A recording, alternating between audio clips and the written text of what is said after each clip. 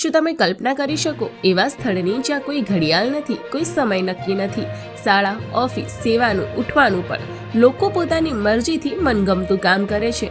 આ છે નોર્વેનો સોમરોય ટાપુ, દુનિયાનું એકમાત્ર સ્થળ જ્યાં ઉનાળામાં 69 દિવસ સુધી સૂર્ય આથમતો જ નથી. એટલે કે અહીં રાત દિવસનો કોઈ ફરક નથી. લોકો રાત્રે 3 વાગ્યે ફૂટબોલ રમે છે, બાળકો સવારે 5 વાગ્યે માછલીઓ પકડવા જાય છે, દુકાનો જ્યારે મન થાય ત્યારે ખુલે છે. અહીં સમયનું કોઈ મહત્વ નથી. 300 લોકોના આ નાનકડા ટાપુએ 2019માં દુનિયાને ચોંકાવી દીધી, જ્યારે અહીં ટાઈમ ફ્રી ઝોન જાહેર કરવામાં આવ્યો.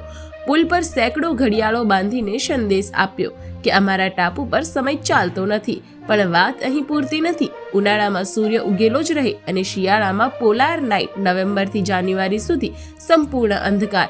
આ અંધકારમાં આકાશમાં નાચે છે જાદુઈ નોર્થન લાઇટ્સ.